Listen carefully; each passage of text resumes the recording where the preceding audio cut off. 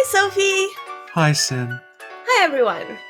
And welcome to the Snack Covenant, episode 250. These could run in syndication. And today, we're talking about things from Dark Souls 2 that should appear in Elden Ring. Yes.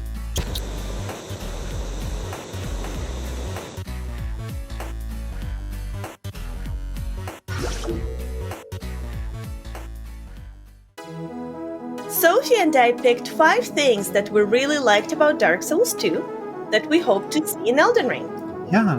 I guess we could insert a voice if needed later, like number 5. Number 5. Number 5. Can we use that? What are you fucking drinking? Sophie, focus. Number 5. So my number 5 is, there should be an option to perform a Marie Kondo run. So, Sin, for the people who haven't watched your Dark Souls 2 Marie Kondo run, can you explain what a Marie Kondo run is? In Dark Souls 2, enemies despawn if you kill them a mere 12 times. Wow. A Marie Kondo run is a professional gamer playstyle where you despawn all the enemies in every area you visit. So you think they should have that in Elden Ring? Yes.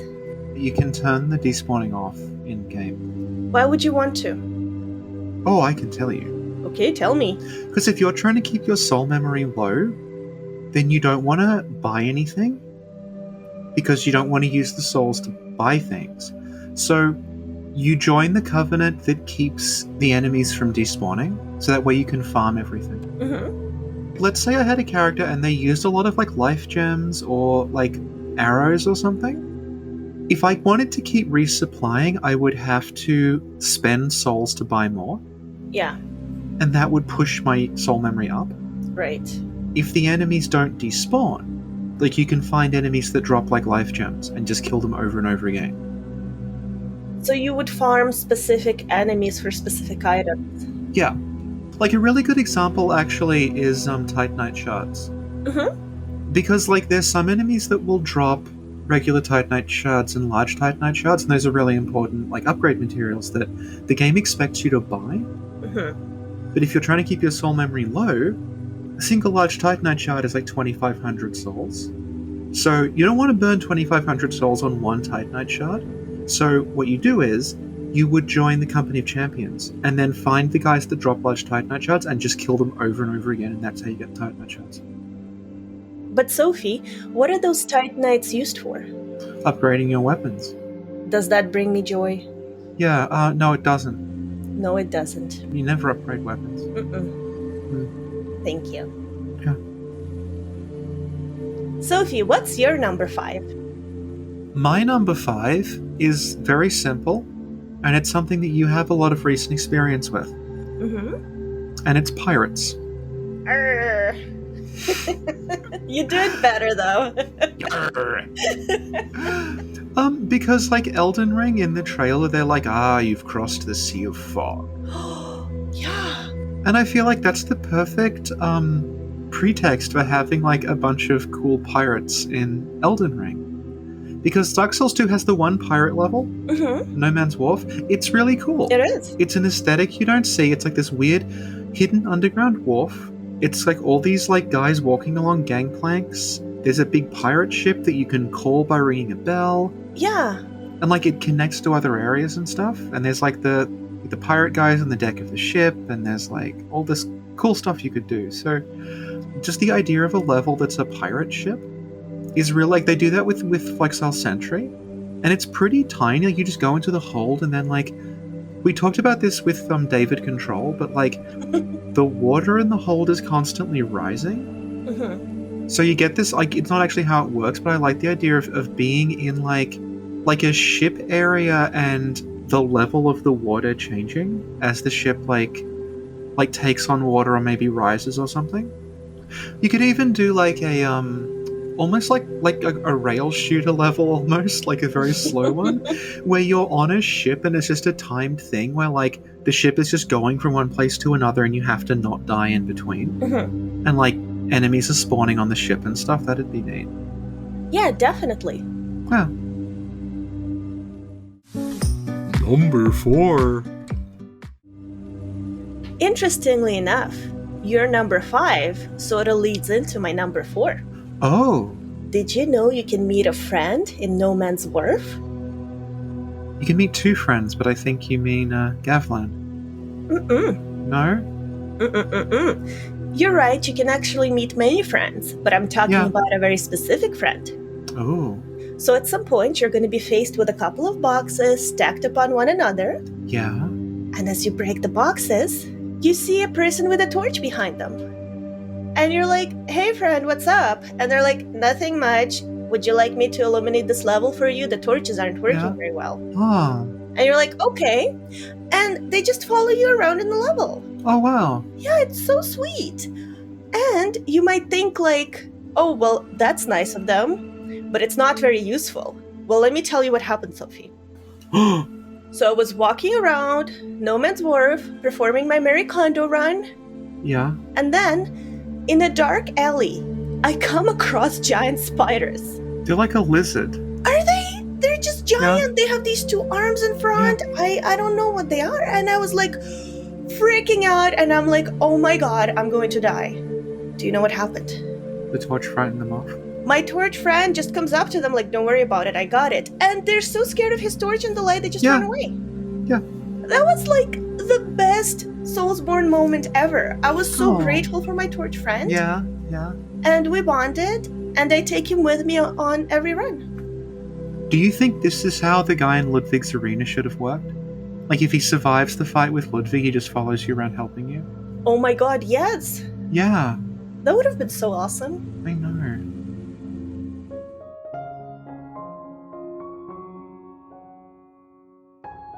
Hi, Sophie here. I recently made a video on the Bloodborne iceberg meme, and couldn't help but notice that something was missing. That's right. Conspicuous by its absence on any level of the iceberg was the theory that Ludwig killed Maria.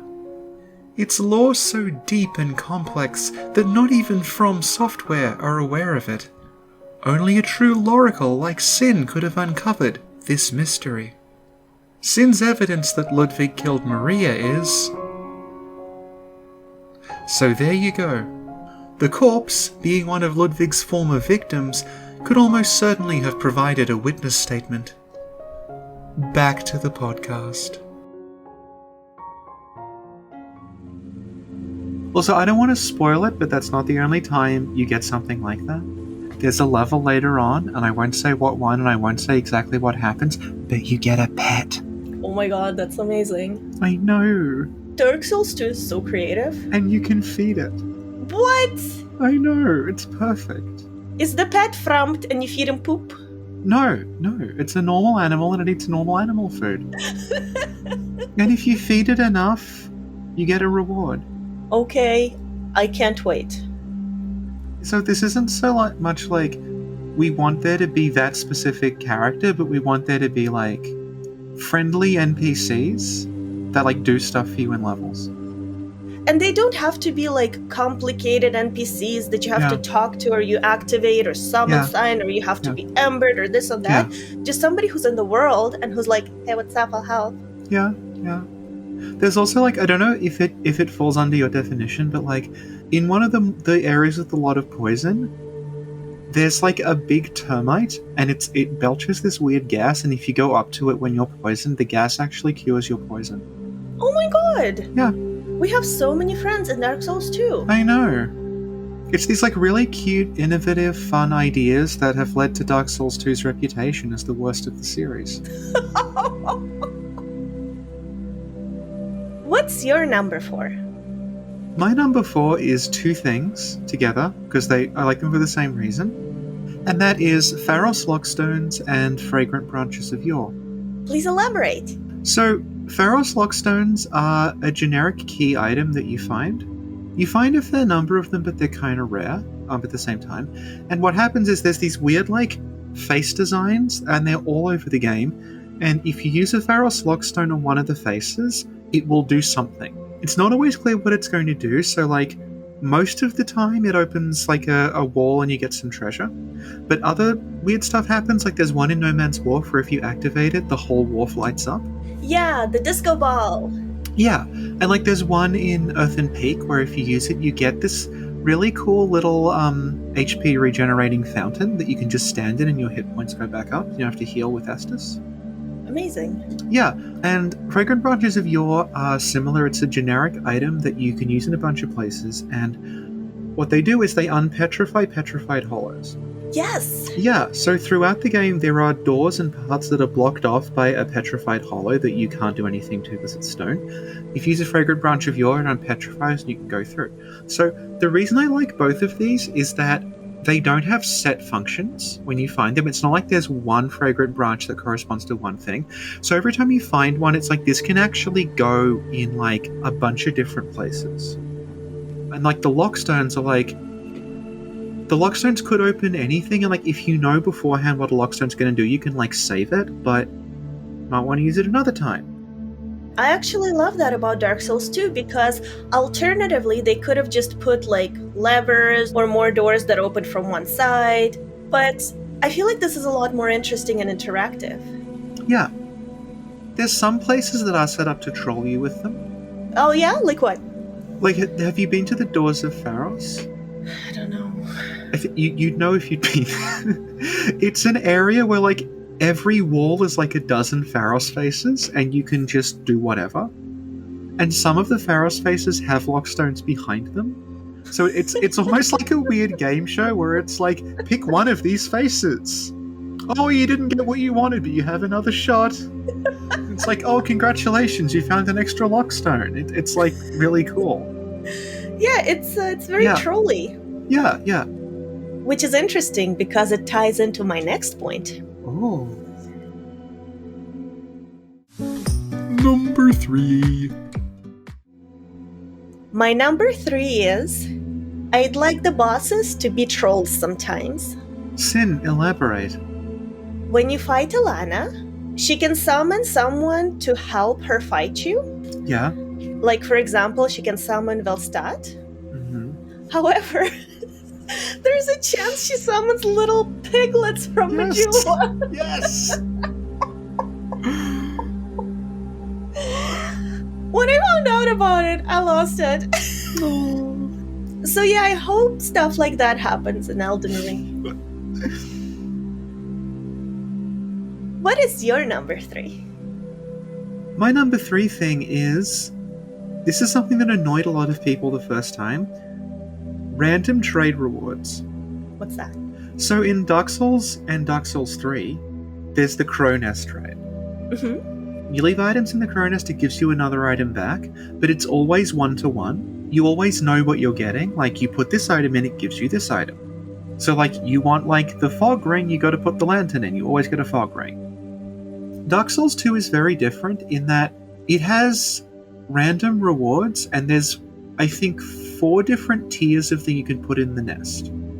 So they're just different kinds of stone. You put them in the nest. Every time you put something in the nest, you get something back, but it's random what you get based on the kind of stone. So like if you put like a low tier stone in, you might just get like a faded soul or a human effigy. If you put a high tier stone in, you might get some like end game like loot and stuff, and like Titanite slabs and rare weapons and stuff. Because it is randomized, this is something that like when Dark Souls 2 came out, people were furious about it. And the thing is, if you explained that, like, it's going to be Dark Souls, but the Crow reward is random, that sounds bad. And it sounds bad if it's in Dark Souls 1, but Dark Souls 2 has been designed around the random rewards. So the random rewards are like, they are things that are just like useful shit to have, like Titanite and like infusion stones, souls, like high tier healing items, stuff like that. So what happens is, instead of being like, I do this thing and the crow gives me that, you just sort of like farm however many of little stones you want, and then you kind of cash them in. It's sort of like getting tickets at an amusement arcade. Mm-hmm. Like, you just sort of like hand them over and you get stuff, and because it's designed like that, they can just throw stones at you. They can just give you all of these like smooth and silky stones or petrified somethings. and it's like a kind of like a reward, like a random. They're basically giving you a random drop, and I like because it's throwing so many of these things at you. Like the rewards kind of had to be random, and you can trade them in an infinite number of times. There's a special tiny soapstone you can get, and it's my favorite. I love it because what it does is you get summoned, but you get summoned as what's called a shade. So you're on a timer. You're not a regular summon, you're on a timer. The summon also will end if you beat a boss, or I think if you absorb 10,000 souls, you go back. So the way it works is like if you complete your duty as a shade, right? Your reward is one of the trading stones. And because shade summons don't go for very long, you're either going to fight the boss and win, or you're going to be timed out and sent home anyway. I spend a lot of time just as a shade, and instead of getting covenant rewards, I'm getting the stones. But each stone is also a little tiny reward. So it's kind of like I was saying before, like Titanite, infusion stones, these things are kind of hard to find, and they're expensive when you buy them. But I can farm the stones, take them to the crows, and then I get a ton of shit in return. It's a really neat system that I just find much more interesting than this sort of like, give them this thing to get this other thing. That makes me think of Fallout New Vegas because of the slot machines or whatever. Yeah, that basically turns the crows into a gacha machine. Where you can just put these things in and they will just give you stuff for it. Yeah. Yeah, I really like that. Yeah. The other thing about the crows in 2 is you don't need to fucking reload the game after you drop the item.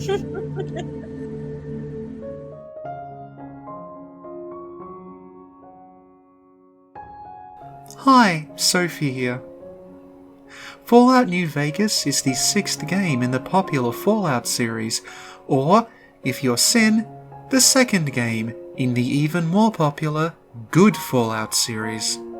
Sin loves Fallout New Vegas, despite the fact it's made by the same studio who made Fallout 2, a game she considers completely unplayable because it's turn-based.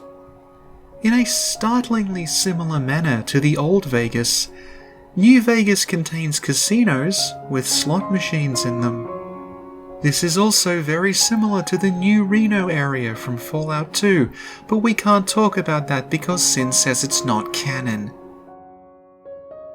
Gachapon, or gacha machines, work on a similar principle to a slot machine, but instead of a monetary payout, you receive a capsule with a weird little toy inside.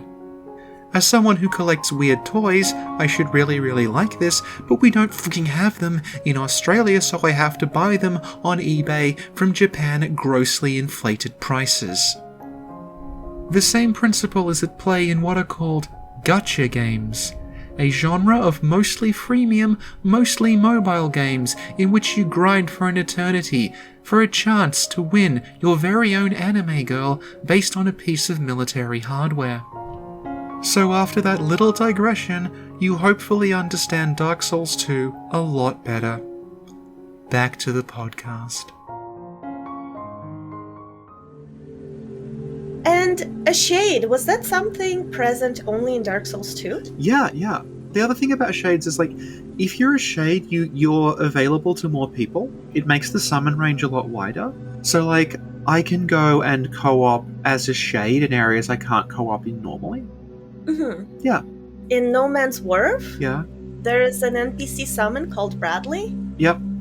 And I summoned him, and after a few minutes or whatever, he was gone. And I'm like, Bradley, come back here. Where are you going? He got his stone and he left. Yeah, basically. Yeah. But it's cool because you can summon him like again and again. Yeah. Excellent. Yeah. Number 2. Sin, what is your number 2? My number 2 is something that looks like one thing, but is actually something else. Oh. So you know in Soulsborne games, you can see other people's ghosts? Yeah. I'm playing Dark Souls 2, right? Right. And there's an area, and I see someone's ghost. I see that ghost coming toward me, and I'm like, oh my god, it looks like that ghost is coming toward me. That's so funny. And then that ghost damages me. Yeah. I was very shocked. But basically, they're like these enemies that kind of look like people's ghosts, and unless you know this, you just think, oh, it's a ghost. And I thought that was very, very funny. Yeah. So yeah, I hope something like that happens in Elden Ring, where maybe they take something from a Soulsborne game that you're like, oh, it works this way, and then it's Yeah. actually something else. Right, yeah. What's your number 2? My number 2 is going to be areas that, like, alter themselves in a big way as you progress through them. So, like, in like, Dark Souls or, like, Demon Souls or Bloodborne, the way you progress through an area is mostly, like, I opened a door, sometimes I made a bridge come down. Other than that's pretty much the only impact you have on the environment, though. The closest I can think of in one of the other games to, like, radically shifting something to progress is the corkscrew stairs in Anor Londo. It's not like a binary you can go through here you couldn't before. You've changed the elevation of part of the level, so you've actually cut off another part of it by doing that. Whereas Dark Souls 2, particularly the DLCs, has stuff like Eliam Lois, where you progress by melting it. So, like, after you progress beyond a certain point in Eliam Lois, you can't go back because parts of it have melted. So, like, you've actually altered the area permanently. Broom Tower in our Iron King is similar, where, like, the way you progress is activating this massive contraption within the tower that starts making parts of it rise and fall. Shulver does the same thing, where, like, it's a series of platforms that you have to, from a distance, affect the height of. And I find that, like, it's not a very realistic way of progressing. Like, no actual building would work like this. I've said before that, like, the Dark Souls 2 DLCs feel like they are something from Zelda, where, like, the dungeons in Zelda are not, like, believable places. They are, like, contraptions that are designed to be challenging, which is sort of the antithesis of something like Bloodborne or Demon Souls. They will be modeled after a real place and have, like, areas that don't really add to, like, the gameplay, that are just there because they would be there, like dining rooms and stuff. Whereas the Dark Souls 2 DLCs are like these weird, sort of like hyper-focused collections of like just contraptions and traps and things. From what we saw in Elden, the very tiny glimpses we got of Elden Ring, one of the levels was like it had a giant like water wheel or something in it. And I think like something like that would be really interesting. And like I think back to like the way that they described the initial design of Dark Souls, where the plan was for Firelink Shrine to be flooded, and then the more you progressed, the water level would start to go down, and as it went down, like, more and more of it would be revealed. Actually, the closest there is in another Dark Souls game is New Londo. The way that like you drain New Londo and actually changes the layout of New Londo. But in that case, it's more just like there's a part of it you couldn't get to before, and now you can get there because the water's not there anymore. It's not like draining it like affects how you navigate the upper part, really. It's just sort of like part of it's now accessible, whereas like Eliam Lois, essentially you go through Eliam Lois twice because of how it works. Like you go through it once, melt it, and then you just go all the way back round. But instead of looping back around through the same area, like it's technically geographically the same space, but there's no ice anymore, so everything is different. Like the enemy placement is different. The doors are different because some of them have unfrozen now. There's like items and stuff that were in the ice is gone now. Like in Soul Reaver where you had like physical and spectral versions, yeah.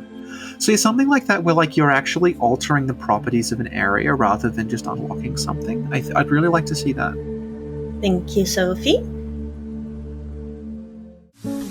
Number 1. Sin, what is your number 1? Do you sometimes have a random tune playing in your head?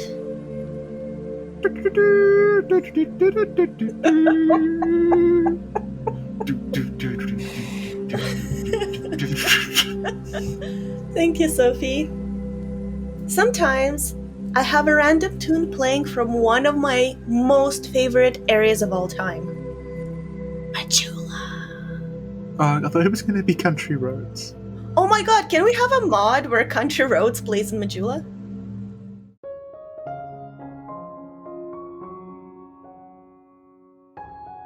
Hi, Sophie here. Country Roads is a song written by John Denver for the soundtrack of Fallout 76, the 5th game in the Good Fallout series. Despite singing it non-stop for the last 2.5 years, Sin didn't know what West Virginia was, so I had to show her on a map. Sin found this experience confusing and disorienting, as West Virginia was indeed to the west of Virginia. But when she looked to the south of Virginia, it was North Carolina. Perhaps Fallout 77 holds the key. Only Todd Howard can say for sure, unfortunately. Back to the podcast.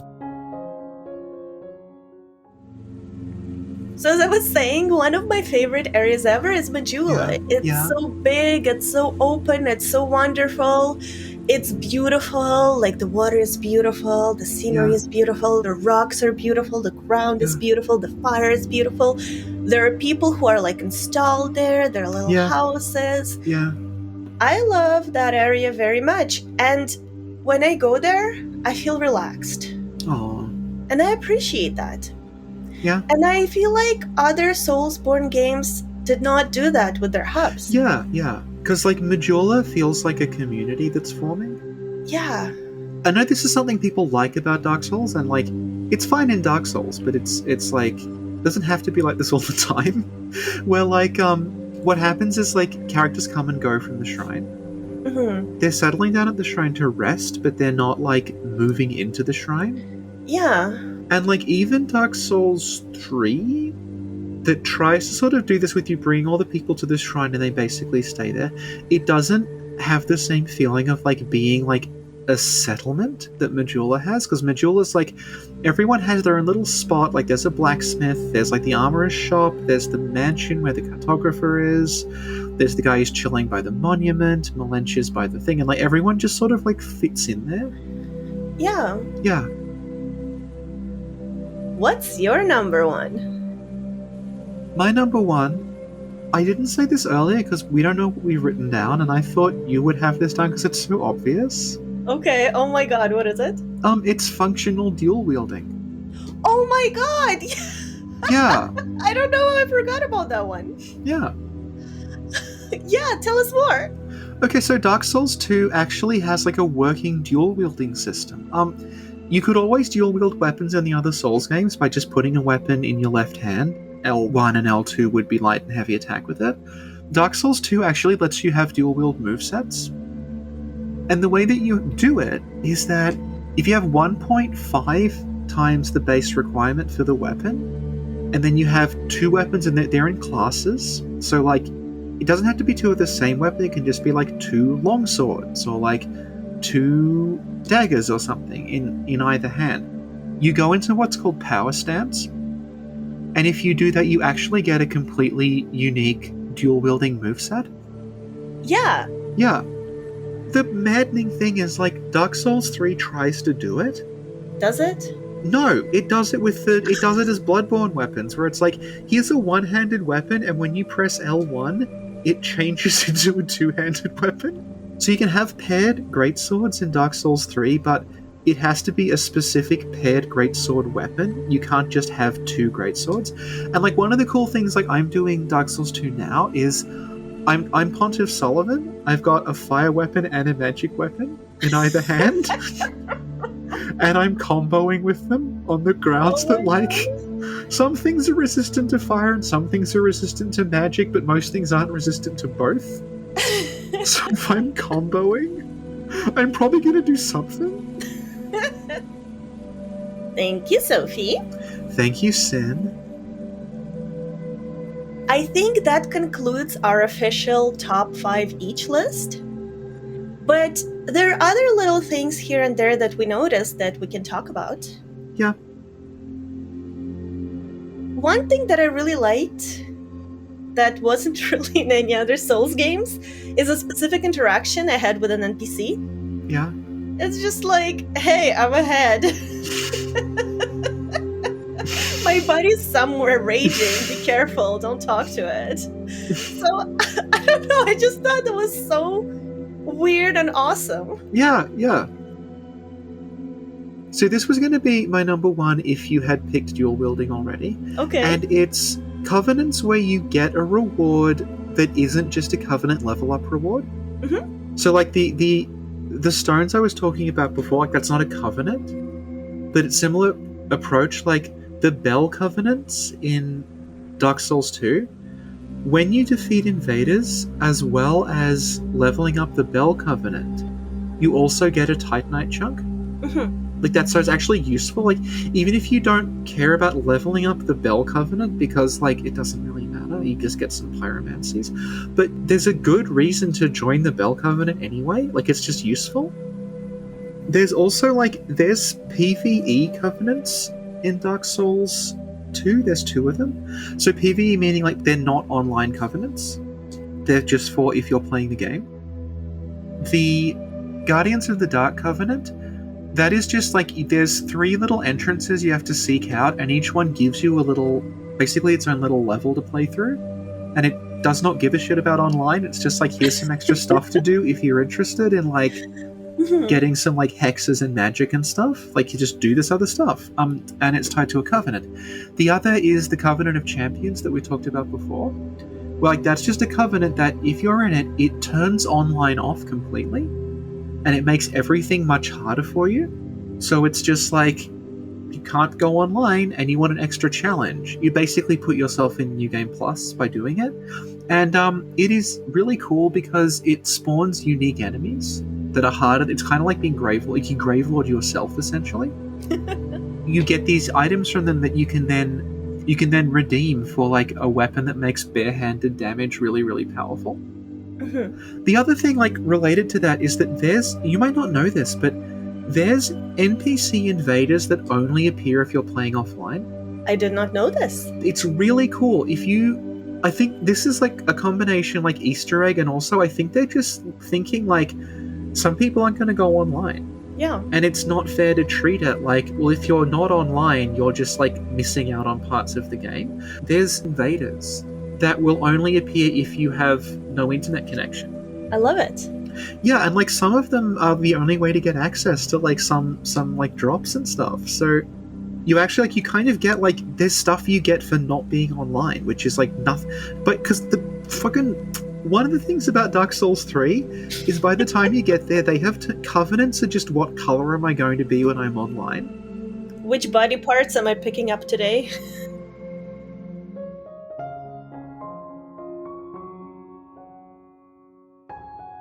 Hi, Sophie here. What body parts am I collecting today? Well, if it's the long weekend shortly after the release of Dark Souls 3, the answer is ears.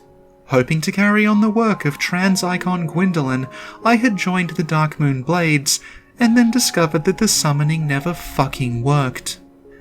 Desperate to max out the Covenant, and aware that the Silver Knights in Anor Londo had a vanishingly small chance of dropping the ears you needed to level it up, I spent an entire long weekend killing them over and over again while listening to an audiobook of Walter M. Miller's A Canticle for Leibowitz.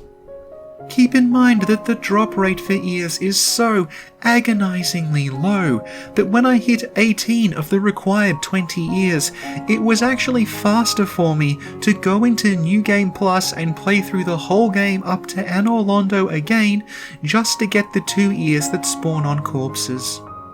Satisfied by the PNG file of a trophy on my PlayStation account, I never played a Darkmoon character in Dark Souls 3 again, and found other ways to honor Gwendolyn.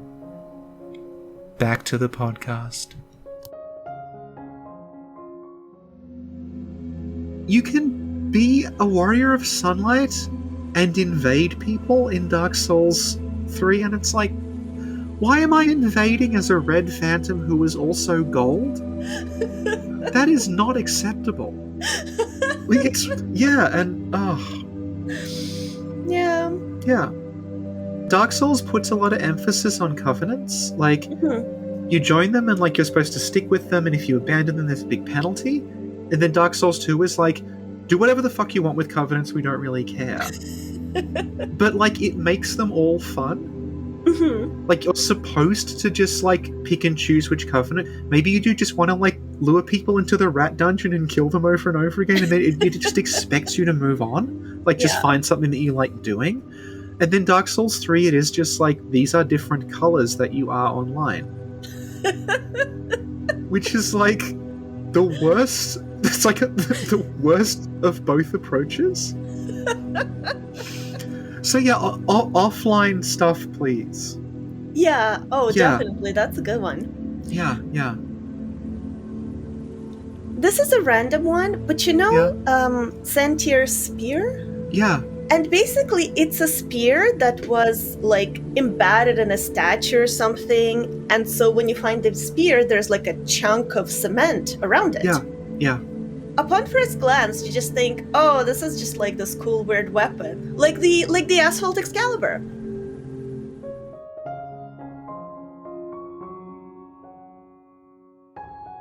Hi, Sophie here. Role-playing games can be a way for us to explore aspects of our personality that we otherwise keep hidden. So when Sin and I played iHunt, Sin decided to take on the persona of someone who was impulsive and ate too much. Sin's signature weapon was a heap of asphalt stuck to the bottom of a piece of pipe, which she christened Asphalt Excalibur. I, meanwhile, played a male character unsuccessfully for 35 years. Back to the podcast. But what happens is, if you basically use it enough times before like using a bonfire, the cement breaks off and the spear becomes an actual weapon. Yeah. And that's really, really cool. It is, yeah. Maldron? Elaborate. Maldron is a troll invader that's like an NPC. He's amazing, I love him. Yeah. He invades you, and he is basically like, you know how most invaders, their AI is that they just like make a beeline for you and try to kill you? Mm-hmm. Maldron's AI is designed to behave like a troll. So like he invades you and he uses an item that makes you look like a friendly phantom. So he looks like a white phantom and he gestures at you. And he gestures at you to like come here, like he's saying like come safely, and he lures you into a trap. Oh my god. And then throughout the level he is doing all this shit. He knows the chameleon spell, so he disguises himself as just like objects in the level and then tries to backstab you. That's beautiful. And he will spawn and then he will run into areas where there's like enemies that have AoE damage and just stand there. That alone makes this the best Souls Bakiro King Ring game ever. Yeah, and that's like, it's so good. And you know the mad spirits in 3, like the mound makers, they sort of are described in like a way that hints they're meant to be similar, where it's like, oh, you summon them and you don't know if they're going to be friendly or not. Uh-huh. And it's like, why does this covenant exist? Whereas Maldron is like actually like someone who is trying to fuck with you by not... You don't really know initially whose side they're on, and then they just mess with you throughout the level. The Mound Makers would have been awesome if, like, you got summoned as a white phantom and you're on a timer, and then you turned into a red phantom. You didn't get a reward if you, like, helped the host, you got a reward if you killed them. So they would actually add a level of, like, I don't know what the fuck is going on here, but it's like, oh, it's purple. This is the color I am when I'm online in Dark Souls. You know, Lance dug up a green one? Yeah. So it's just like Dark Souls 3. What colors can we be this time?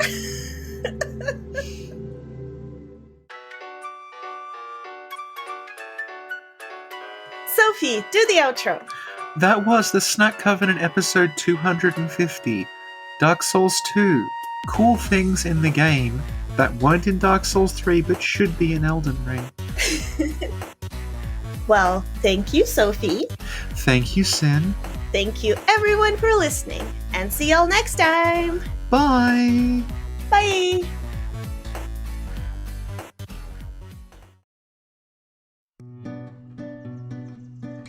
Thank you for attending the premiere. Sophie, Sin, and I hope you enjoyed the podcast. If you want more Dark Souls 2 content, check the links below.